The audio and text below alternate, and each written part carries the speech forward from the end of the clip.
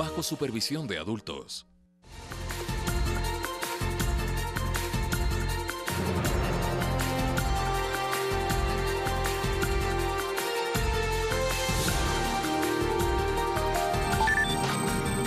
Síganos en nuestras redes sociales. En Twitter, @telediarios. En Facebook, Telediario S. Y en la señal internacional de Ecuador TV para Estados Unidos, a través del paquete latino de DirecTV en el canal 457. Y también vía streaming para el mundo por www.ecuadortv.es. ¿Qué tal, amigos? Muy buenos días, bienvenidos y bienvenidas a Telediario. Vamos a repasar de inmediato los hechos más destacados a nivel nacional e internacional. Soy Sofía Montoya y les acompaño de inmediato con las noticias. Estos son nuestros titulares. El titular de la nueva Corte Constitucional, Hernán Salgado, anunció los 4 ejes de trabajo de la institución. Entre ellos figura un mecanismo de lucha contra la corrupción interna. Este jueves se define el futuro político de la legisladora de Creo, Ana Galarza. Su bancada la respalda, aunque reconoce una falla administrativa. Oficialmente arrancó este martes a nivel nacional la campaña electoral para las elecciones del 24 de marzo. Y en lo internacional, en su discurso ante el Congreso, el presidente de Estados Unidos, Donald Trump, habló sobre la migración y de su próximo encuentro con el líder norcoreano Kim Jong-un.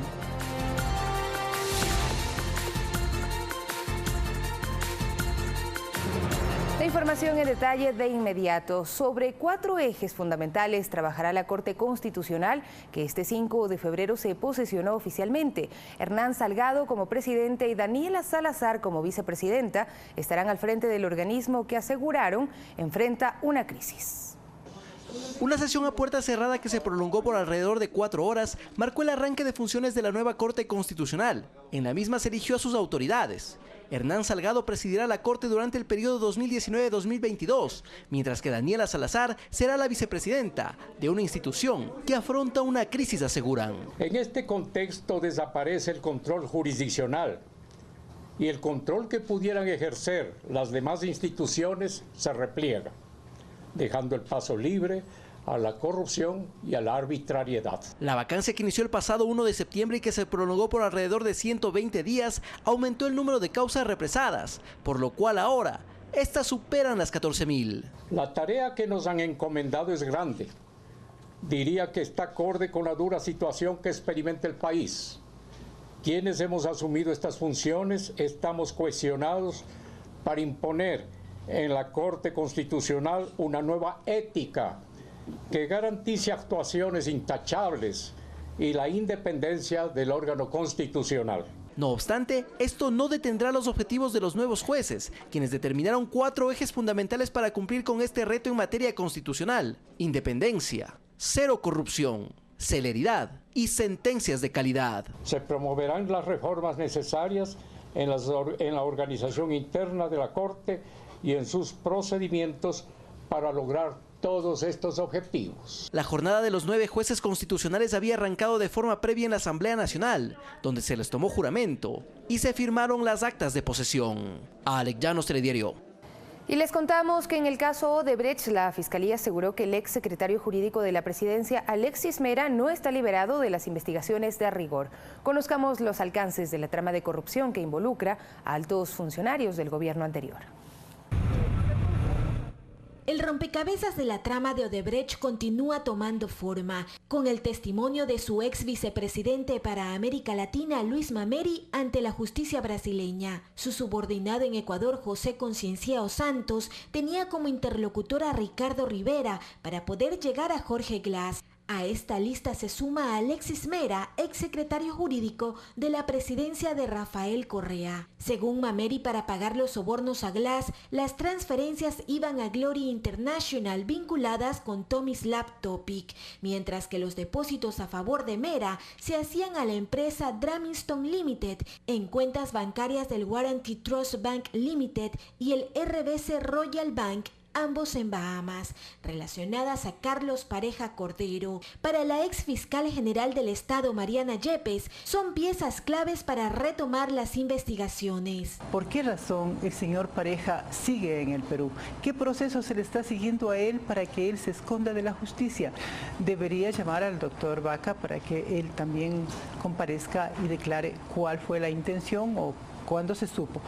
Cuando el doctor Mera, él viajó al Brasil, ¿con qué objeto? Habría que preguntarle a la Fiscalía, tanto a la de Galo Chiriboga como luego a la de Vaca, por qué no se actuó para en base a eso recuperar el dinero como prueba absoluta de los vínculos que ha habido. Gestiones de acuerdos de cooperación eficaz realizados por el gobierno anterior que varios actores cuestionan. Las declaraciones que se dieron en esa época yo creo que responden precisamente al abanderamiento que tenía el país, el gobierno, de aparentar que había lucha contra la corrupción, que los contratos eran transparentes y hemos visto que no. Un sistema diseñado para tapar la corrupción y claro, para que digan, hacen obras, pero resulta que por el precio de 3 hicieron una. La corrupción también es hacerse de la vista gorda, cuando es uno de los amigos el que roba, el que trafica influencias, el que usa su puesto para hacer más plata para él o para beneficiar amigos agnados y cognados. Eso también es corrupción. Las delaciones de los exdirectivos de Odebrecht han llevado a la actual Fiscalía General del Estado a pedir a Brasil información que hasta ahora se desconocía. Mientras sobre el caso de Alexis Mera, en su cuenta de Twitter recalcó que no está liberado de investigación. Mariuxi Buenaño, Telediario. Y en el segundo día de juicio por el secuestro del activista político Fernando Balda se escucharon los audios entregados por la Cooperación Eficaz. Mediante videoconferencia se receptaron los testimonios de los implicados en el caso en Colombia. Veamos un resumen de esta jornada. En la Corte Nacional de Justicia continúa la audiencia de juicio por el secuestro de Fernando Balda en Colombia en 2012. 2 exagentes de inteligencia son procesados por el delito de plagio. En esta jornada se presentaron los testimonios de peritos en torno a la cadena de mando que se siguió en la ejecución de la infracción. ¿Cuál es totalmente coincidente con lo que ha relatado Diana y con lo que ha relatado Raúl referente a la cadena de mando? Se ha presentado la perito que realizó el examen psicológico a Fernando Balda, de lo cual demuestra la afectación que sufrió. Además, se revelaron los audios entregados por Raúl Chicaiza y Diana Falcón como parte de la Cooperación Eficaz. Conversaciones que mantuvieron Diana Falcón, Raúl Chicaiza con Pablo Romero, y en el que se refieren exclusivamente a esta operación, a la operación Wilson y Guayacán. Quienes participaron en el secuestro de Balda en Colombia también rindieron su testimonio, mediante videoconferencia desde el Consulado de Ecuador en el mencionado país. Aceptan responsabilidad, tuvieron ya su pena y ellos vinculan o establecen que quienes también participaron en la infracción son Raúl Chicaiza y Diana Falcón. Entre los testigos que se presentarán en próximas jornadas está el exfiscal Galo Chiriboga, quien según la acusación particular debe explicar las razones por las que no se investigó el caso a tiempo. El que se dilate el investigar respecto de este caso, porque era tan evidente que tenían que esconderlo. A decir de la defensa de los procesados, en los alegatos finales la fiscal presentará su acusación y la pena que solicitará. Es ahí que mediará el acuerdo que mantienen con el organismo. Espera que no pase de los 12 meses. Y el tribunal está impedido de poner una pena superior a la sugerida por la Fiscalía. Quien decide la cooperación eficaz es la Fiscalía valorando la prueba. Y creo que a través de todos los testimonios hemos estado demostrando que todas las diligencias realizadas se pudieron hacer porque Raúl y Diana colaboraron. La etapa de juicio está suspendida para el exmandatario Rafael Correa y el exsecretario de Inteligencia Pablo Romero por encontrarse fuera del país. Si no regresan, este delito prescribirá en 7 años. Olga Velasco, Telediario. Y Ecuador emitió a la Cancillería de Bolivia la información de la situación jurídica del ex superintendente de comunicación Carlos Ochoa y la ex asambleísta Sofía Espín, quienes tienen órdenes de prisión preventiva, así como el pedido de difusión roja para su localización y captura. El canciller José Valencia confirmó que la noche de lunes remitió a su similar de Bolivia los documentos judiciales sobre los procesos que enfrentan el ex superintendente de comunicación Carlos Ochoa y la ex asambleísta Sofía Espín. Que dan cuenta que los dos ciudadanos, la señora Espín y el señor Ochoa, son buscados por jueces ecuatorianos, por tribunales de nuestro país que les requieren por la comisión de infracciones comunes. No hay, por tanto, de por medio ningún tipo de consideración política. En la carpeta enviada consta el certificado del Consejo de la Judicatura que detalla los casos judiciales pendientes que mantiene el ciudadano Carlos Alberto Ochoa Hernández, un oficio de la Corte Nacional de Justicia en la que solicita al jefe de la Interpol la difusión roja de Eugenia Sofía Espín Reyes. Es un trámite de índole judicial que, una vez más, hemos nosotros cumplido con nuestro deber de hacerlo llegar al gobierno del Estado Plurinacional de Bolivia. Esto con referencia a las solicitudes de refugio presentadas en esa nación por el ex superintendente Ochoa y la ex asambleísta Espín, quienes tienen órdenes de prisión. Todavía no hay una decisión del gobierno boliviano y nosotros estamos dando seguimiento al tema. El caso de Sofía Espín, la instrucción fiscal terminará el próximo 22 de marzo. Es investigada por el delito de oferta de tráfico de influencias. El pasado mes de septiembre, junto a la abogada Yadira Cadena, visitaron al ex agente Diana Falcón, testigo en el caso de secuestro de Fernando Valda, ocurrido en Colombia en 2012. Bolivia decidirá si es que las condiciones invocadas por la ex asambleísta cumplen o no los parámetros internos del Estado boliviano para otorgar o no este pedido de refugio. Su abogado señala que Espín salió del país a finales de 2018 cuando no existía una orden de prisión. Ni siquiera se ha gestionado o se ha dirimido si es que se va a dar paso a través del Interpol a un pedido de circular roja o si se va a aceptar o no esta orden de captura internacional. En el caso de Carlos Ochoa, el pasado 24 de enero de 2019 fue procesado por el delito de falsificación y uso doloso de documento falso. Valeria Villarroel, Telediario. Mientras el futuro político de la legisladora de Creo, Ana Galarza, está en manos del Pleno de la Asamblea Nacional, que se ha convocado para este jueves a las 11 de la mañana. A la entrada del hemiciclo parlamentario fue la propia presidenta Elizabeth Cabezas quien confirmó día y hora para la convocatoria. Ya lo convocamos, me parece que está 11 de la mañana, sí. Para entonces, el bloque de Creo ya había manifestado ante la prensa su decisión de respaldar a Galarza y reconocer que sí cometió un error, pero que este solo fue una falta administrativa. No existen causales para destitución, se ha reconocido una falla administrativa. Aquí la legisladora acusada evitó referirse a las denuncias sobre supuesta compra de asambleístas y periodistas para propiciar su caída, tema que ha posicionado en varias entrevistas durante esta semana. Eso tiene que pronunciarse frente a las instancias y autoridades correspondientes. Es todo lo que voy a decir en referencia a ese tema, frente a las instancias y autoridades competentes. En la rueda de prensa estaba presente Omar Mayorga, asesor de Galarza. Su desvinculación no se concreta, según lo anunciado días atrás por la presidenta de la Asamblea, mientras se ejecuta el sumario administrativo. Una vez que tengamos nosotros todos los documentos ya legalizados y las pruebas, el Departamento de Talento Humano notificará el resultado del mismo. En Alianza País advierten que los dos informes, tanto el de mayoría que sugiere una sanción administrativa, así como el de minoría que recomienda la destitución de Galarza, tienen inconsistencias, que no se han reunido aún para adoptar una decisión. Pese a esto, hay quienes señalan ya cuál sería su postura en el Pleno. En lo personal creo que la asambleísta Galarza debe tener una sanción. Yo no aceptaré presión de nadie para tomar mi decisión. El desenlace de este caso se definirá con votos en la sesión de este jueves. Alexis Moncayo, Telediario. 6 de la mañana con 13 minutos y en el tema electoral la campaña arrancó este martes sin un sistema de monitoreo. La Superintendencia de Información y Comunicación realizará el control hasta que el Consejo Nacional Electoral firme el contrato que le permita cumplir con esa labor.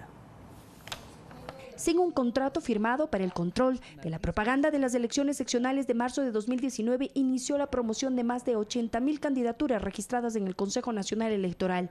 La presidenta Diana Tamaín señaló que la licitación avanza en el Servicio Nacional de Contratación Pública Sercop. La modalidad de contratación fue subasta inversa. El proceso está en fase de suspensión. Sercop recaba información del proveedor del servicio. Está lista la respuesta. Nosotros hemos hecho un proceso transparente por el cual que ya empezamos a hacer el monitoreo una vez resuelta esa inquietud. La Superintendencia de Comunicación e Información Supercom efectuaría el control a través de su sistema de monitoreo hasta que se firme el convenio. Esperemos que no sea más de 3 días que necesitamos dejar en firme este proceso de contratación. El presupuesto que el CNE destinará para monitorear la campaña electoral en prensa, radio y televisión bordea los $430.000. Referente a la publicidad electoral en los medios digitales, el organismo envió una carta a la Procuraduría General del Estado de consulta sobre el tema, que fue propuesto como reforma al reglamento a finales de 2018, pero no fue aprobado. En la medida si era posible llevar adelante, puesto que en ningún periodo anterior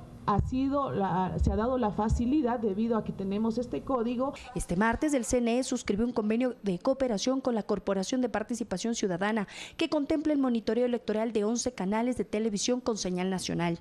Respecto de el uso de los recursos públicos en proselitismo político, que como todos ustedes saben está prohibido. El control incluirá la violencia política en contra de las mujeres. Por ejemplo, en redes sociales que proliferan mensajes que no hacen dirección o no están direccionados, por ejemplo, a la calidad profesional de una mujer en el desempeño de su cargo, sino que específicamente cuestionan su capacidad mental. Además, Participación Ciudadana desplegará el próximo 24 de marzo a 250 observadores para verificar la transparencia de los comicios y el acceso al voto de las personas con discapacidad. La promoción electoral de los candidatos se extenderá hasta el jueves 21 de marzo. Valeria Villarroel, Telediario.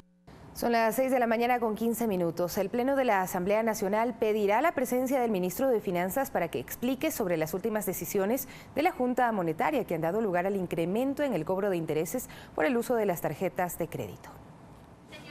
Fueron 107 votos, a los que no se sumaron los de la bancada de Creo, los que dieron lugar a la aprobación de una propuesta para que el ministro de Finanzas, Richard Martínez, exponga ante los legisladores los argumentos que han dado lugar a una revisión en el cálculo de los intereses de las tarjetas de crédito. Tiene que responderle al país y tiene que responderle a los ecuatorianos. Los votos, que salieron de distintas tendencias, expresan la preocupación por la medida que aseguran no fue informada. Yo estoy del lado de los ciudadanos, del lado del pueblo, que ha mostrado su profunda preocupación y en algunos casos indignación. Se perjudica al pueblo ecuatoriano, a los 2 millones de personas, independientemente de qué clase económica son. Y que además contraviene normas expedidas por la Asamblea para la regulación del sistema financiero. La Junta de Regulación tiene que establecer los parámetros realmente técnicos para que los intereses sean de acuerdo a a los parámetros que ya se habían señalado en la ley. A criterio de los parlamentarios, quienes ya han hecho efectivos pedidos de información a la Junta Monetaria, este caso podría dar pie a un proceso de fiscalización. Tiene que venir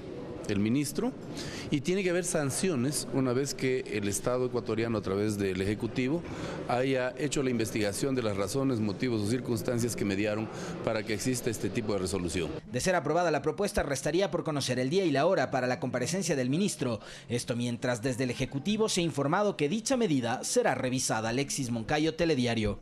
Mientras la Defensoría del Pueblo pidió la derogatoria de la resolución que dispone que se cobren intereses por los pagos mínimos en las tarjetas de crédito. El gobierno convocará en los próximos días a la Junta Monetaria para que se revise la norma. Según la Superintendencia de Bancos, en Ecuador existen 3.088.393 tarjetas de crédito, a cuyos usuarios se les cobraba intereses desde la fecha de corte y no desde la adquisición del crédito. Pero la resolución que incrementa los intereses cuando se pague el mínimo es cuestionada por la Defensoría del Pueblo por considerarse regresiva en derechos. La Defensoría del Pueblo realiza un exhorto a la Junta de la Política para que derogue la resolución, pues la nueva modalidad o la nueva política establecida resulta menos beneficiosa y regresiva para los intereses y para los derechos de los usuarios del servicio financiero. El secretario de Comunicación indicó el lunes que el mandatario Lenín Moreno pidió la revisión inmediata de la resolución porque se busca bajar los costos de servicios bancarios. Para la Asociación de Bancos, los intereses por los pagos mínimos son técnicos. Cuando usted va al banco y saca el crédito de consumo, inmediatamente el banco le comienza a cobrar desde el primer día, ¿no es cierto?, en el cual se hizo la entrega del crédito. Lo mismo pasa con la tarjeta, es decir, estamos regresando otra vez a lo que sucede en todo tipo de crédito cuando la operación comienza a ejecutarse. Pero manifestó que está pendiente una reunión para revisar otros costos de transacciones financieras. Hay casos en los cuales efectivamente se puede revisar a la baja los costos financieros y los servicios financieros, sobre todo en aquellos que tengan que ver con pagos interbancarios, de tal forma que podamos facilitar las transferencias, que podamos facilitar que la gente utilice menos dinero, por tema justamente de facilidad de uso, ¿no es cierto?, de los medios digitales, pero no tenemos definiciones respecto a la Junta con respecto a cuáles serían los servicios en los cuales habría un ajuste. Verónica Rivadeneira, Telediario. Evitar el pago mínimo y el crédito rotativo en las tarjetas de crédito son las recomendaciones para evitar también el incremento de intereses luego de la resolución de la Junta de Regulación Monetaria y Financiera. En Ecuador circulan alrededor de 2.700.000 tarjetas de crédito. Hay datos interesantes. Visa es la tarjeta que más se utiliza. Hay alrededor de 1.200.000 tarjetas en todo el país. En segundo lugar está Mastercard con 800.000 tarjetas. Diners Club tiene alrededor de 300.000 tarjetas. Las provincias con más plásticos emitidos son Pichincha con 1 millón y Guayas con 750.000. Y el cupo promedio que existe en la provincia de Pichincha es de $6.900. Cupo en la provincia del Guayas es menor, es de alrededor de $5.000. La resolución de la Junta de Regulación Monetaria y Financiera determinó nuevos lineamientos para el cobro de deudas adquiridas a través de tarjetas de crédito. Uno de ellos señala que cuando se paga la cuota mínima, la tarjeta cobrará el interés sobre los valores pendientes a cancelar, pero se calculará desde la fecha en que se hizo el consumo y no desde el corte. Pero, ¿en qué afecta la medida firmada en noviembre de 2018? No utilice la tarjeta de crédito para gasto corriente. ¿Cuál es el gasto corriente? El gasto de supermercado, el gasto de servicios básicos. Y si lo va a utilizar, cancele a fin de mes de este. El economista Víctor Hugo Villacrés hace recomendaciones a los usuarios. Tratar en lo posible de no pagar el mínimo, no gastar más de lo que puede ingresarle en un mes, evitar los créditos rotativos, tratar de evitar al máximo los avances de efectivo. ¿En qué caso se podría utilizar el crédito rotativo? Aquellos bienes de consumo duradero, para que la gente nos entienda, si alguien quiere comprar una refrigeradora, algún artefacto electrodoméstico, un vehículo, ese tipo de consumos sí se pueden diferir. Tenga en cuenta cuál es la tasa de interés que le van a cobrar por diferir. Villacrés precisa que no se debe destinar más del 30% de los ingresos al pago de deudas. El promedio mensual de consumo de los tarjetavientes sería de $300. El economista aconseja a los ciudadanos mayor disciplina y cuidado en los gastos que se realizan con las tarjetas de crédito. Valeria Villarroel, Telediario.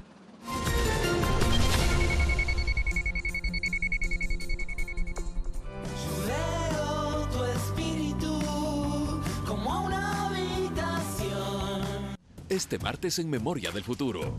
Pro, una aplicación que permite la retroalimentación inmediata del servicio al cliente.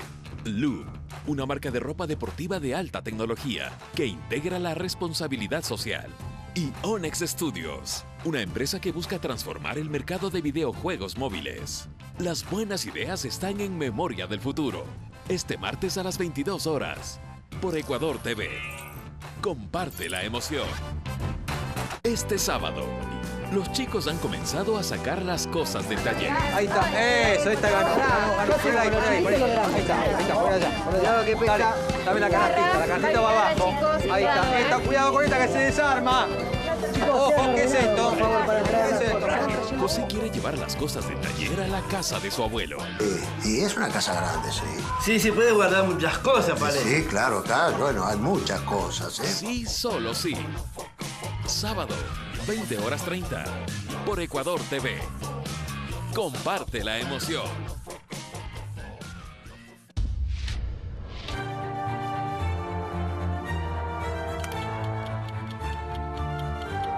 Ideas diversas. Posiciones contrapuestas. Perspectivas diferentes. Nosotros nos enfocamos en los argumentos, ustedes sacan las conclusiones. Blanco y negro, todos los lunes a las 23 horas. Por Ecuador TV. Comparte la emoción. En un mundo de opciones limitadas. La mujer debe caminar siempre detrás de su esposo y debe respetarlo. Ese es el papel de la mujer. Ojara Itoko quiere forjarse su propio camino. Voy a ser carpintera. ¿Qué? Así es, y lo haré para poder ser una Daiku Kata. Una telenovela de éxito mundial llega a Ecuador TV. Clavel, gran estreno. Lunes 11 de febrero, 21 horas. Por Ecuador TV. Comparte la emoción.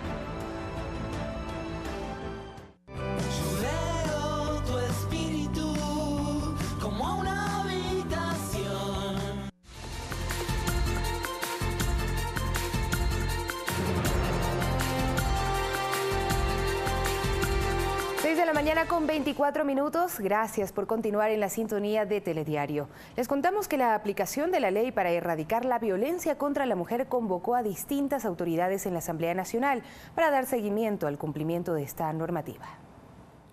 Los últimos asesinatos y episodios de violencia contra Diana Carolina en Ibarra o Marta en Quito incentivaron a los legisladores a instalar esta mesa técnica de seguimiento al cumplimiento de la norma. Que un tema normativo no es. Aquí lo que veo que el problema es la aplicabilidad. Desde la Secretaría de Derechos Humanos se informó que se ha desarrollado una cruzada por la erradicación de la violencia de género, en donde se han articulado acciones con distintas entidades. Se han realizado 23 cruzadas por la prevención y erradicación de la violencia. Aunque el titular del organismo, Ernesto Pazmiño, reconoció que existe la necesidad de involucrar en las políticas públicas a todos los niveles de gobierno. Y ese es el reto ahora, conformar el Sistema Nacional Integral para prevenir y erradicar la violencia. Lo dice la ley. María Fernanda Pacheco, presidenta del Patronato San José, llegó a la Asamblea con una propuesta novedosa: que los recursos que se destinan a los concursos de belleza sean redireccionados a proyectos de atención a mujeres y niñas. Y que esos recursos sean reasignados inmediatamente para la apertura de centros de reparación y de atención a víctimas de violencia sexual. Precisamente este lunes, los familiares de Diana Carolina junto a su abogado fueron recibidos en la mesa de seguridad. Allí su tío dijo que como familia quieren que se haga justicia. Eso es lo que queremos nosotros, que se esclarezca. ¿Por qué? ¿Por qué pasó eso?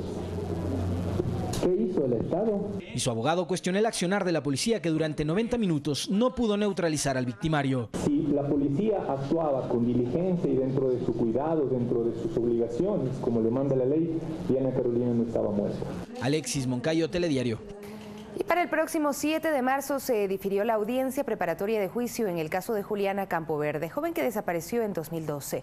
De esta forma se espera contar con la presencia de la fiscal del caso, Mayra Soria, quien fue suspendida por el Consejo de la Judicatura Transitorio.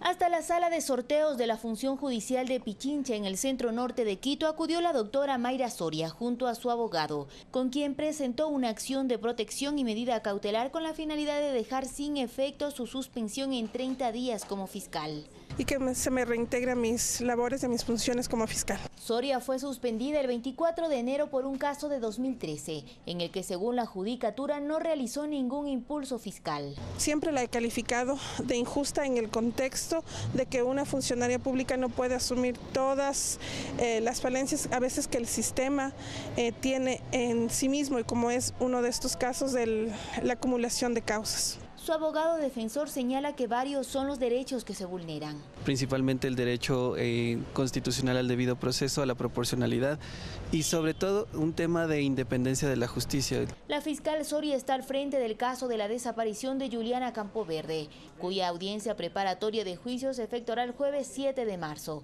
Inicialmente estaba programada para este martes. Sin embargo, por petición tanto de Fiscalía, de la familia de Juliana como del procesado, se difirió. Pero sí nos llama la atención de que esto haya sucedido en dos tiempos, y en los dos tiempos justamente anteriores a una audiencia importante para el caso. Entonces, la primera vez fue con 3 días de anticipación a la reformulación de cargos del caso, y ahora sucede 8 días anteriores a la audiencia preparatoria de juicio. Siempre consideramos que se debía permitirle a la doctora Soria ser la persona, la fiscal, que sustenta esta audiencia. La defensa de la familia de Juliana explica que el enfoque de género implementado por la fiscal permitió ver resultados en el caso. Jonathan C., pastor de una iglesia en el sur de Quito, es el principal investigado por el delito de secuestro extorsivo con resultado de muerte. Aún dentro de la información que le aporta en su cooperación eficaz hay algunas inconsistencias. Entonces, esto lo sabremos denotar ya en juicio. Él mantiene prisión preventiva en la cárcel de La Tacunga. De este caso se desprendió una investigación previa por presunto enriquecimiento ilícito privado no justificado, en donde se investiga a toda la familia de Jonathan. Olga Velasco, Telediario. Y en otro tema, tras el sismo de magnitud 6 registrado el lunes en la ciudad de Guayaquil, 2 personas resultaron heridas tras la caída de muros debilitados por el movimiento telúrico. Además, se evidenció daños materiales, vidrios rotos, paredes colapsadas y fisuras en algunos domicilios. En el centro de Guayaquil aún se pueden observar los rezagos del sismo de 6 grados. Los vidrios de esta vieja bodega de 2 pisos ubicada en Vélez y Pedro Moncayo permanecen regados en la calzada, mientras circulan los transeúntes La gente gritando. Empezaron a caer los vidrios del edificio, que está un poco abandonado, pero ahí siempre viene gente y yo fui el que recogí los vidrios. Estaba pasando una persona que si no se quita le cae encima. Mientras que en el sector de la 29 y Rosendo Avilés, en el suroeste de Guayaquil, la mañana de este martes iniciaron los trabajos de demolición de la vivienda que presentó fisuras y grietas tras el sismo de este lunes. La demolición se realizó ante la mirada de los moradores del sector, en el que se cerró parcialmente la vía al tránsito vehicular. Hay 15 personas, obreros de obras públicas, de la Dirección de Obras Públicas. Aquí máximo demora unas 3 horas.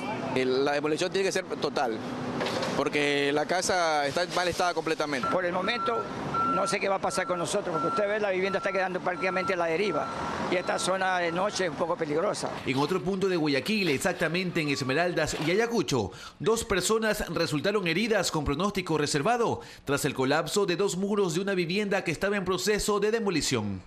Ellos han tenido una planificación, de lo que han manifestado no tenían en cuenta que una de las paredes ya estaba débil, que posiblemente pudo haber sido por el sismo de ayer. El sismo de lunes dejó además otras edificaciones parcialmente colapsadas en las parroquias Puná y Tenguel de la provincia del Guayas.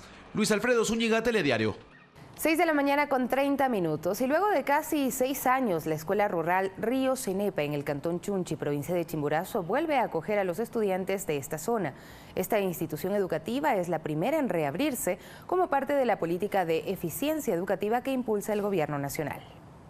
La escuela Río Cenepa, ubicada en la comunidad de Tauri, a 14 kilómetros de la ciudad de Chunchi, en la provincia de Chimborazo, vuelve a laborar.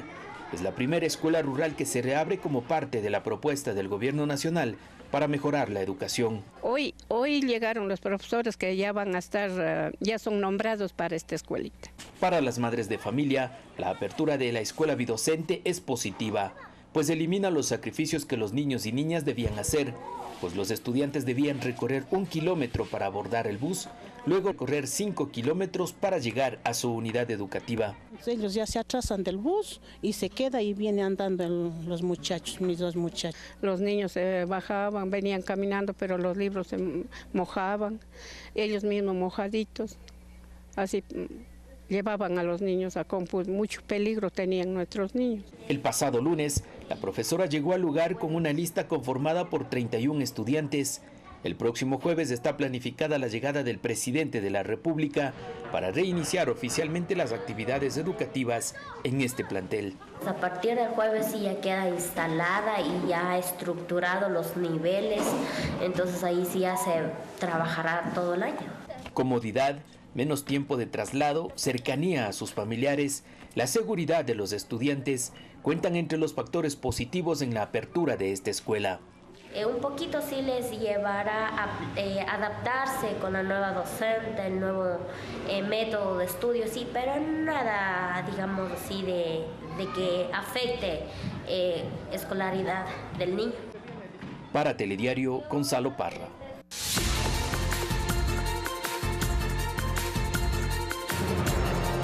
En la frontera con Colombia, los ciudadanos venezolanos hablan sobre la espera de ayuda humanitaria y la esperanza de que la situación en su país cambie. Este es el recorrido diario de miles de venezolanos quienes buscan en la fronteriza ciudad colombiana de Cúcuta alimentos, medicinas, cosas que no consiguen en su país, incluso un ingreso extra.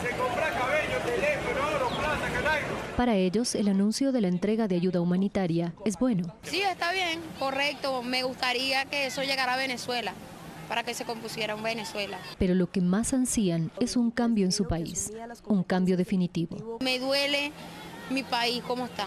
Mi país era un oro, ahora está en nada, por culpa de Maduro. En el momento que ya se diga la entrada de la ayuda humanitaria, es el pueblo venezolano quien va a custodiar, va a acompañar y va a hacer que la distribución de esa ayuda humanitaria llegue efectiva a su lugar. Y mientras la ayuda o el cambio llegan, la travesía que en ocasiones realizan familias completas seguirá, con el agradecimiento de quienes cruzan la frontera. Me han tratado aquí, o sea, súper bien, no lo podemos quedar de Colombia, ¿sí? Lo que le pedimos nosotros a Maduro que se vaya. Advirtió Fernanda Vera, Telediario. 6 de la mañana con 34 minutos. Y este año Donald Trump ofrece el discurso del Estado de la Unión por primera vez ante un Congreso dividido. El año pasado, tanto el Senado como la Cámara de Representantes estaban bajo control de los republicanos, pero ahora la Cámara es de mayoría demócrata. El presidente de Estados Unidos, Donald Trump, dio su segundo discurso del Estado de la Unión ante un Congreso dividido. Los temas centrales en su intervención fueron la construcción del muro en la frontera con México. Colocándolo de la forma sencilla, los muros funcionan y los muros salvan vidas. Entonces vamos a colaborar, vamos a llegar a un consenso y llegar a un acuerdo que realmente haga de ese país un lugar seguro. Mencionó a Venezuela y recibió aplausos cuando reconoció a Guaidó como el legítimo presidente de ese país. Hace 2 semanas, Estados Unidos oficialmente reconoció al gobierno legítimo de Venezuela y a su nuevo presidente interino, Juan Guaidó. Confirmó las fechas de su próximo encuentro con el líder norcoreano. Si no me hubieran elegido como presidente de Estados Unidos, ahora mismo, en mi opinión, estaríamos en una guerra enorme con Corea del Norte, con millones de personas potencialmente asesinadas. También habló sobre la política nacional, la economía del país, la salud y el aborto. Finalmente tuvo tiempo para pedir a todo el auditorio que le canten el cumpleaños feliz a Judá Samed, sobreviviente del Holocausto.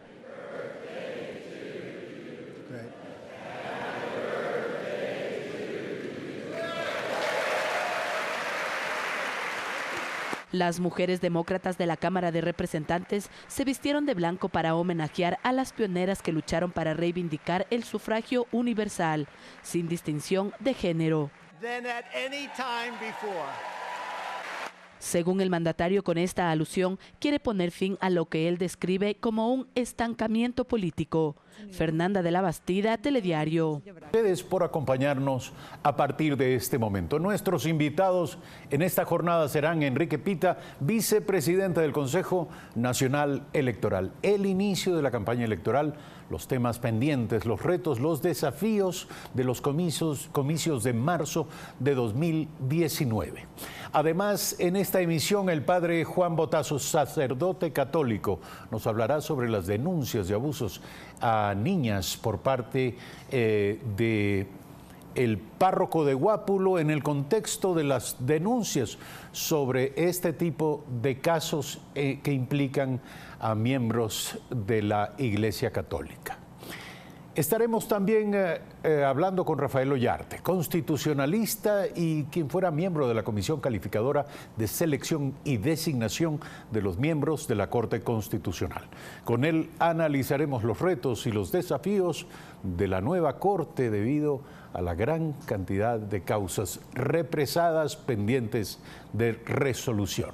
Temas y personajes de esta mañana en Primera Impresión. Buenos días.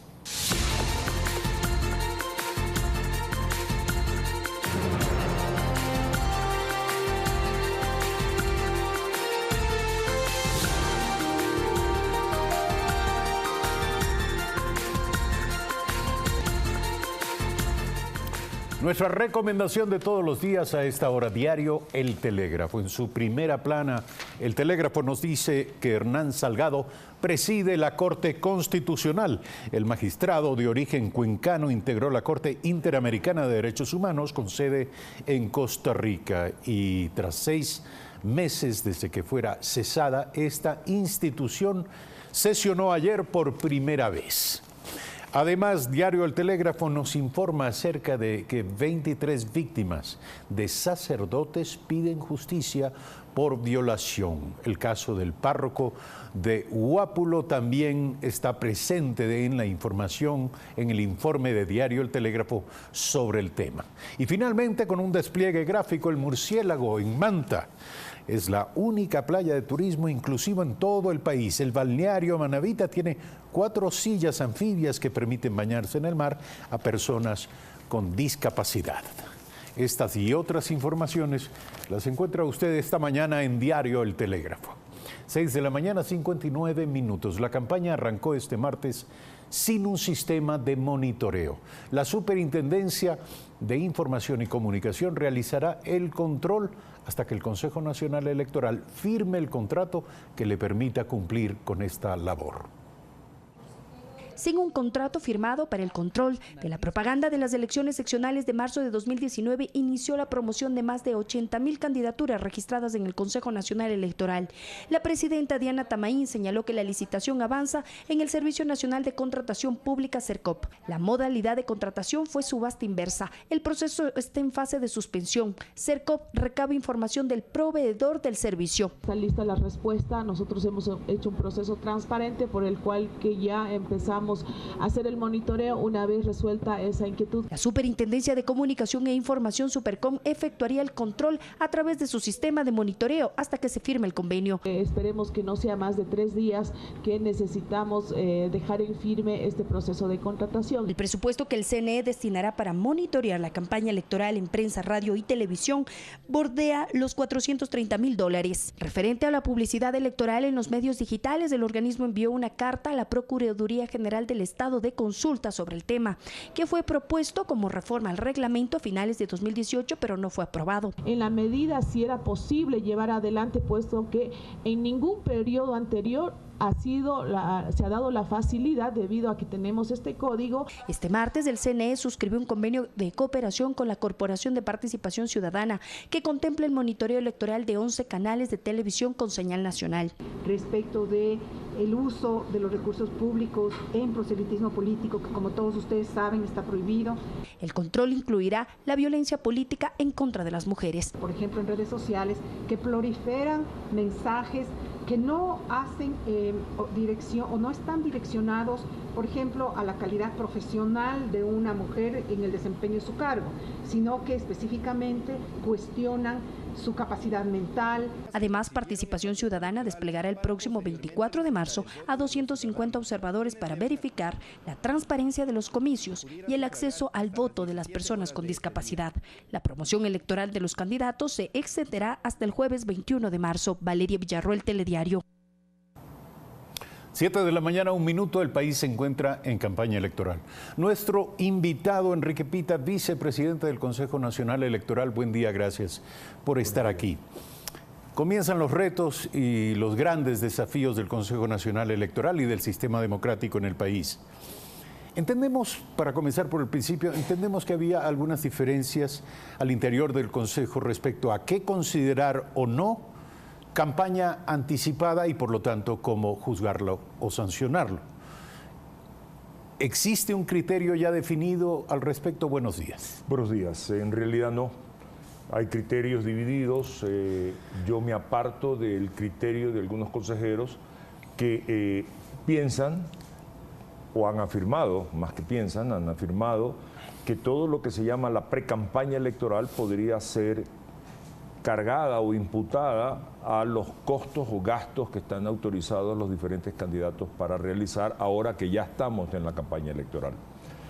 Y digo me aparto por el hecho de que, si bien es cierto, el Código de la Democracia establece prohibiciones, prohíbe que, prohíbe que, no establece sanciones. Y en el derecho público solo podemos hacer lo que está escrito en la ley. Por otro lado, también la Constitución prohíbe aplicar sanciones si no está tipificado el delito o si no está, la sanción tampoco está ya establecida. Y en este caso, en ninguna parte dice se cargará, se imputará, se hará responsable, etc. Por lo tanto, ese es un vacío legal.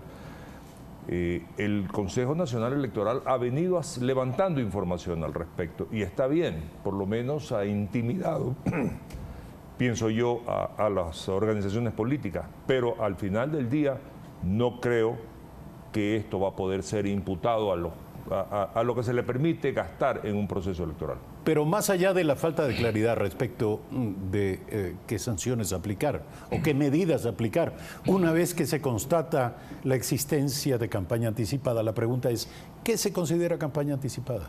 Bueno, campaña anticipada es todo lo que es anticipado a hoy día que comienza el proceso electoral. La campaña, perdón, el periodo de campaña electoral.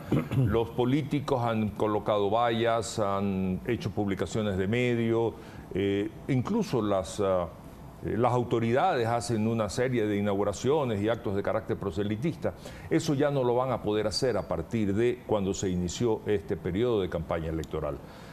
Todo eso anterior a lo que yo estoy haciendo referencia no es posible que sea imputado, de acuerdo a mi criterio. Probablemente uno de los ámbitos de la campaña, incluso de esta que se podría calificar de campaña anticipada, son los medios digitales. ¿Por qué no se consideran estos dentro de los medios aceptados para la inversión electoral? Ese es otro punto de discrepancia al interior del Pleno del Consejo Nacional Electoral. La iniciativa es del doctor Luis Verde Soto y yo lo he respaldado en tal situación. Él es el que propuso que sean incluidos los medios digitales también dentro de la posibilidad de que esta promoción electoral por la cual nosotros como medios nosotros como Consejo Nacional Electoral financiamos a cuenta de los cupos que tiene cada candidato, de acuerdo a lo que se ha establecido para prensa, radio, televisión, vallas, se considera los medios digitales también. ¿Y cuál es mi criterio? Un medio digital es una forma de transmitir una información. Si se considera que una radio puede transmitir una información por un medio digital, un periódico tiene medios digitales porque transmite medios digitales. Hay medios digitales que lo que hacen es, primero, obviamente, imprimen una documentación y después la difunden a través de un internet o algo así. Por lo tanto, no veo por qué no pueda ser. Lamentablemente, esta discrepancia interna ha llegado también a pronunciamientos como el de la Superintendencia de Compañía, la Procuraduría General del Estado, que se ha pronunciado a favor de o en contra de tal decisión. Contraloría tiene un pronunciamiento medio ambiguo al respecto, se puede interpretar de una forma u otra, pero al término del día, la mayoría del Consejo Nacional Electoral se ha pronunciado por omitir que los medios digitales también puedan difundir a cuenta de los recursos que el Estado le paga para efecto de promover a cada uno de los candidatos. Ahora, si me permite, no parece estar claro qué hay detrás de esta discusión. Los medios digitales son medios de comunicación, aunque sean incluso herramientas de los medios tradicionales, son medios de comunicación. ¿Qué subyace en esto? El interés probablemente de los medios tradicionales de impedir que el gasto electoral también se oriente hacia este tipo de medios. No lo entiendo, no me atrevería a hacer un juicio de valor sobre este asunto, pero creo que definitivamente es una equivocación.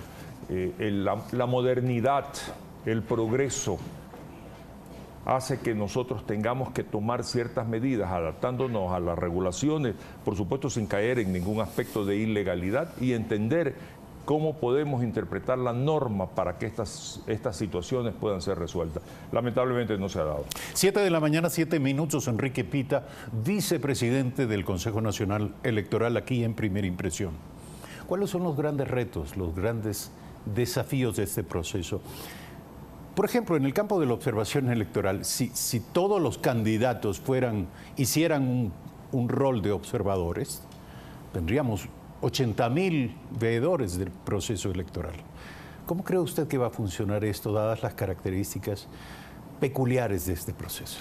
Primero establezcamos qué llamamos nosotros observadores para efectos del tema electoral. Yo coincido con usted. Si las organizaciones políticas fueron observadores confiables, porque se cuidaran entre unos a otros, nosotros no tuviéramos necesidad de hacer mayor cosa más allá de recibir reportes y poder en algún momento dado aplicar la norma. Lamentablemente, por no decir todas, o la gran mayoría, pues aprovechan los espacios oscuros, vacíos o no muy clarificados respecto a la ley para hacer publicidad que pueda entenderse que está al filo de lo que la norma permite. Necesitamos observadores para, por ejemplo, el tema de la publicidad. Observadores para determinar que los oficiales públicos, las autoridades públicas, no están haciendo promoción aprovechándose de su cargo. Necesitamos que se evalúe también el hecho de que esa publicidad tenga consideraciones de respeto entre uno u otro, que no infrinja pues la urbanidad o las condiciones básicas de lo que mencioné hace un momento de respeto. Para eso necesitamos observadores. Y obviamente vamos a necesitar observadores para que la ciudadanía confíe respecto ya al proceso electoral, de que estamos haciendo las cosas bien, de que ellos puedan confiar que las diferentes instancias o actividades que se realizan para un proceso electoral se ajustan a lo que todos queremos, que al final del día el proceso sea transparente y la voluntad popular es la que se manifiesta. En ese sentido, no solo los partidos y sus candidatos, cualquier ciudadano o ciudadana puede ser un observador.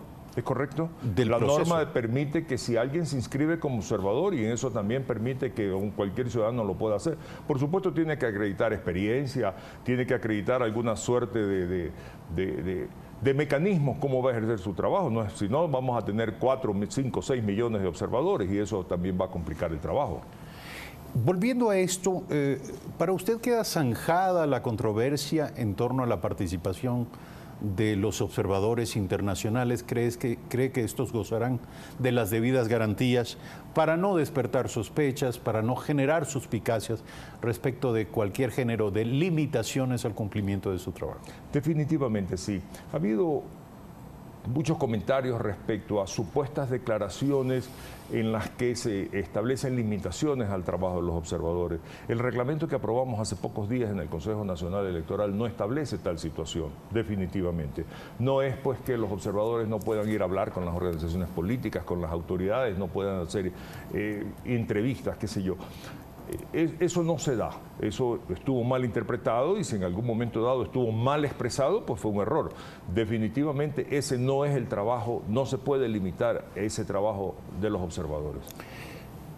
Para ir a un tema de hace pocas horas que deriva de unas declaraciones que usted dio y acerca de su pavor sobre el reconteo de votos por el número de candidatos, ¿en qué consiste exactamente su pavor? Su pavor. Bien, mire, mi experiencia electoral, por haber estado vinculado con la función durante muchos años y haber estado liderando procesos electorales en la provincia del Guayas, yo le recuerdo a usted que la provincia del Guayas es el 25% del electorado.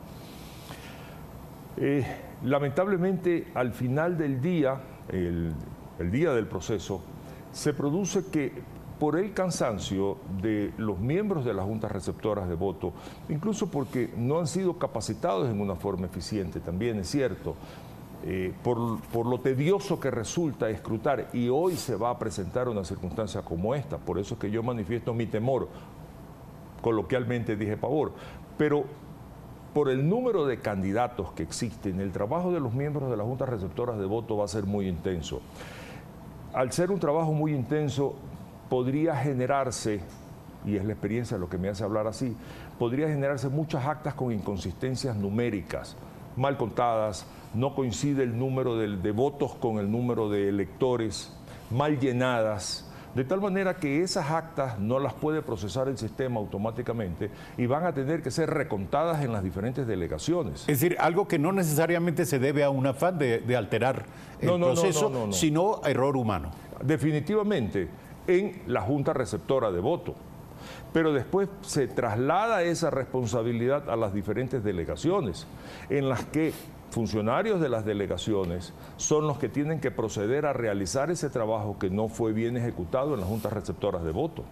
Dependiendo de ese volumen, es un trabajo extremadamente tedioso y extremadamente, obviamente, delicado, en el cual los delegados de los partidos políticos tienen que estar presentes. La historia dice que en algún momento dado puede producirse también, en ese momento, alguna suerte de alteración del resultado. ¿Y a qué me refiero? Hay presiones que se organizan no solamente por la organización política, sino muchas veces por los candidatos de las diferentes organizaciones políticas. Yo les recuerdo que el sistema de adjudicación establece primero el número de candidatos o de puestos que obtiene el partido, pero de ahí quien obtiene el puesto es el que obtiene más alta votación. Por lo tanto, se puede, y se convierte, porque lo he visto, se convierte en una especie de pelea ahí encarnizada entre los diferentes candidatos por mejorar su posición en un voto, 2 votos, 3 votos, y es una presión que se puede ejercer. Por lo tanto, o ellos quieren controlar para ver que nadie les vaya a escamotear sus resultados. Eso es lo que me preocupa a mí, porque eso va a complicar la fecha de terminación del escrutinio, el trabajo en las diferentes delegaciones, y obviamente las organizaciones políticas deben acreditar delegados y deben estar muy atentos para ese proceso. ¿Usted cree que en este proceso va a ser más complejo que los procesos anteriores en esta materia? Por supuesto que sí, por el número de candidatos. Y mire usted este detalle, la elección de miembros del Consejo de Participación Ciudadana agrega también una dificultad mayor. ¿Por qué? Por el número de candidatos. Usted tiene una papeleta con cerca de 23 nombres, la que es de hombres. Esos son como 3 elecciones de presidentes de la República, porque son 23 opciones que hay que votar, más contar la papeleta de mujeres y obviamente la de menor incidencia, que es la papeleta de las comunidades indígenas y residentes en el exterior. Esa es la que se va a contar al final. Por lo tanto, ese escrutinio, no solamente por lo complejo, sino porque coge cansado pues, a los miembros de las juntas receptoras de voto. Bien, la advertencia está hecha precisamente de parte del vicepresidente del Consejo Nacional Electoral sobre lo que podría acontecer en estas sesiones de conteo o reconteo de votos. 7 de la mañana, 15 minutos. Gracias por aceptar esta invitación, Enrique Pita, vicepresidente del Consejo Nacional Electoral. Regresamos de inmediato con el tema de los abusos a niñas y niños por parte de sacerdotes de la Iglesia Católica. Nuestro invitado, el padre Juan Botazo.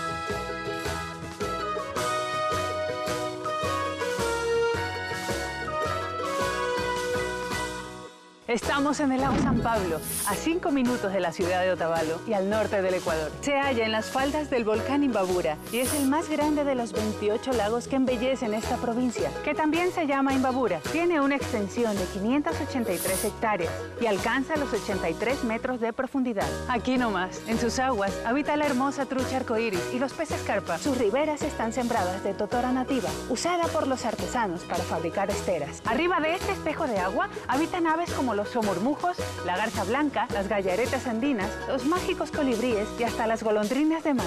Sus aguas, agitadas por el viento, son magníficas para practicar deportes como el velerismo y la natación. La gente suele desplazarse en motos de agua, esquís y kayaks.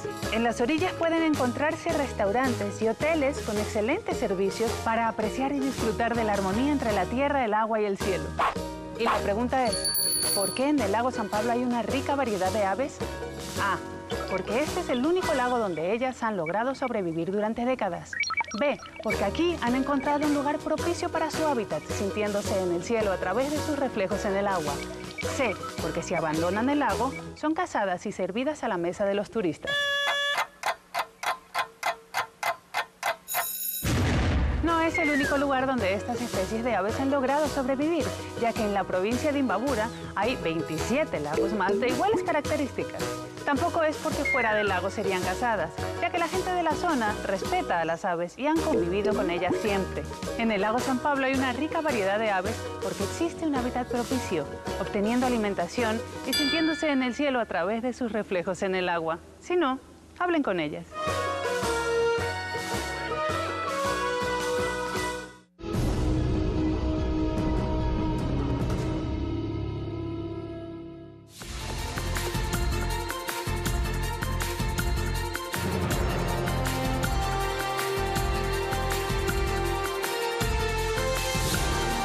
Son las 7 de la mañana con 18 minutos. Sobre 4 ejes fundamentales trabajará la Corte Constitucional, que se posesionó este 5 de febrero oficialmente. Estaremos dialogando sobre los retos y desafíos de la Corte Constitucional en esta entrega informativa con nuestro invitado, el constitucionalista Rafael Ollarte.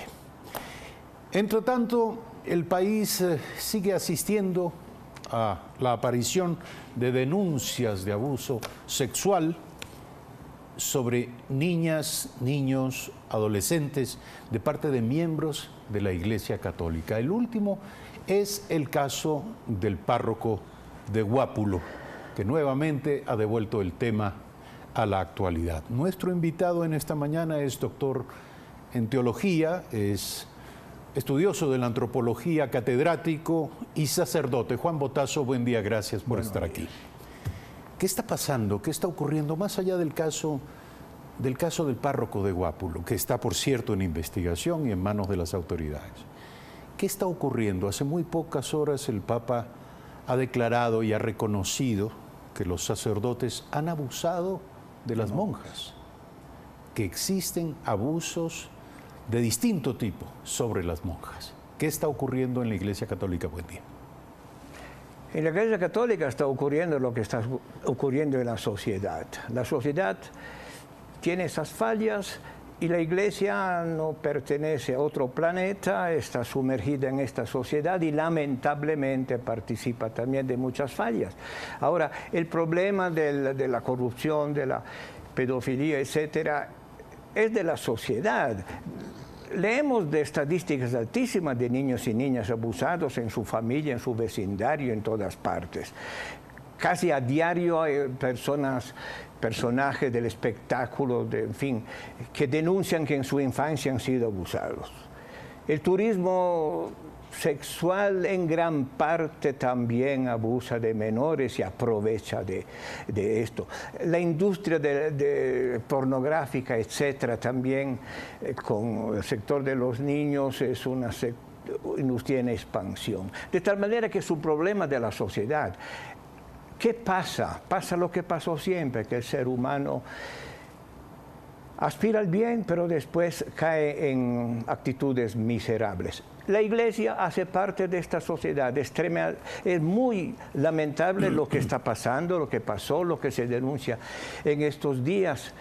Pero yo creo que lamentablemente seguiremos lamentándolo porque la humanidad es la que es desde que la conocemos, ¿no? Pero ¿qué clase de retos plantea esto? Porque una cosa es decir que hay abuso sexual en manos de las mafias del crimen organizado y otra en manos de la Iglesia Católica, que se suponía era un refugio para los débiles y los necesitados. Bueno, no es solamente de las mafias del crimen organizado. Cuando hay, por ejemplo, turismo sexual, hay personas normalísimas en las redes de pedofilia. Hay personas profesionales, padres de familia, respetables, que están involucrados y se descubre. No es solamente una criminalidad ya que tiene una organización para hacer el mal. Es la debilidad humana, ¿no? Ahora, de la Iglesia se esperaría otra cosa, evidentemente. La Iglesia debería ser un modelo. Los que que presumen de ser guías deberían ser primeramente los que cumplen lo que predican. En muchos casos es así. Yo pertenezco a ese gremio de la Iglesia y puedo decir que conocí personas respetabilísimas, estupendas, también personas mediocres. Pero ¿cómo impedir que un pedófilo se refugie, se esconda debajo de una sotana? Yo no sé si se esconde o en cierto momento de debilidad sale a flote esta tendencia. Yo no sabría. Puede que existan las dos cosas.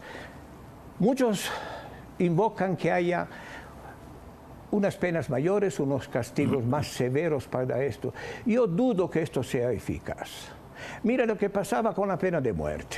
A fines del siglo XIX, ese famosísimo escritor Víctor Hugo, conocido en todo el mundo, pensó en escribir un panfleto en que defendía la abolición de la pena de muerte. Mucha gente dijo, este hombre que parecía tan sabio enloqueció.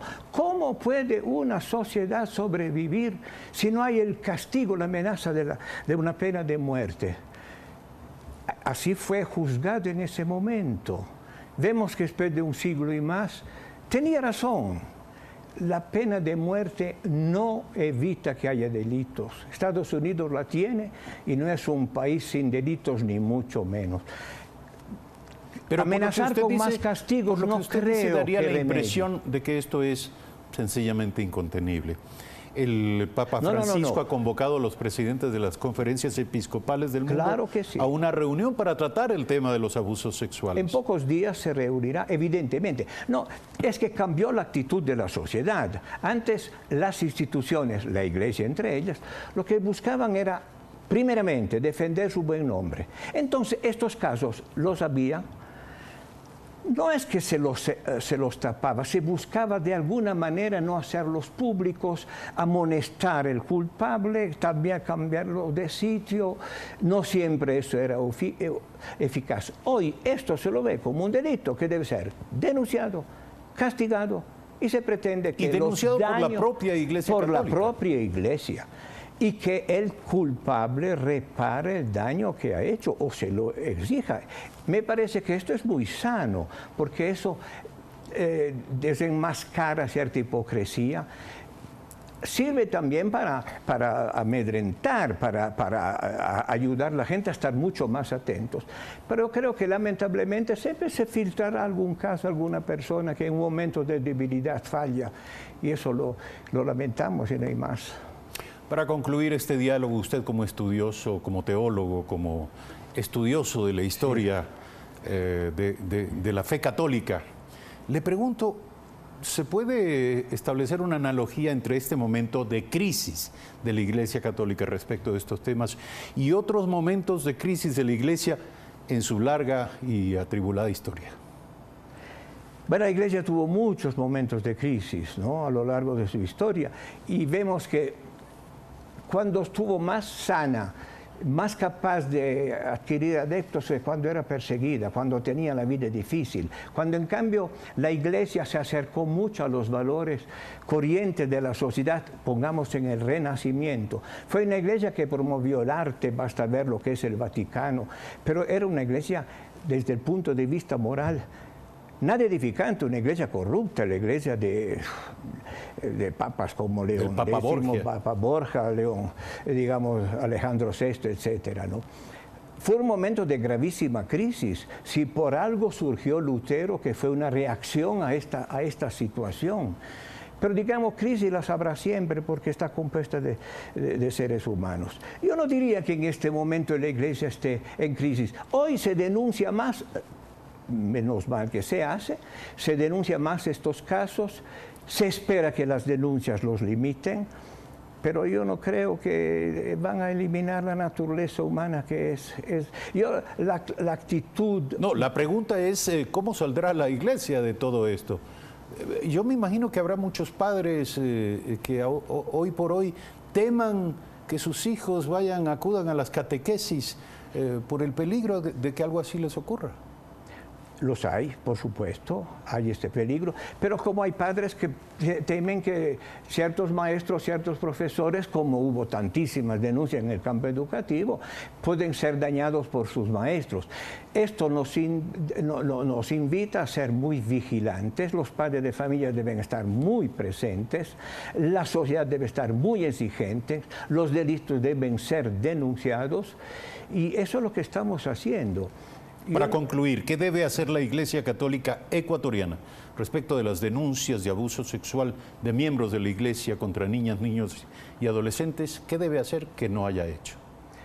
Primeramente, no debe ocultarlos. En segundo lugar, debe denunciarlos.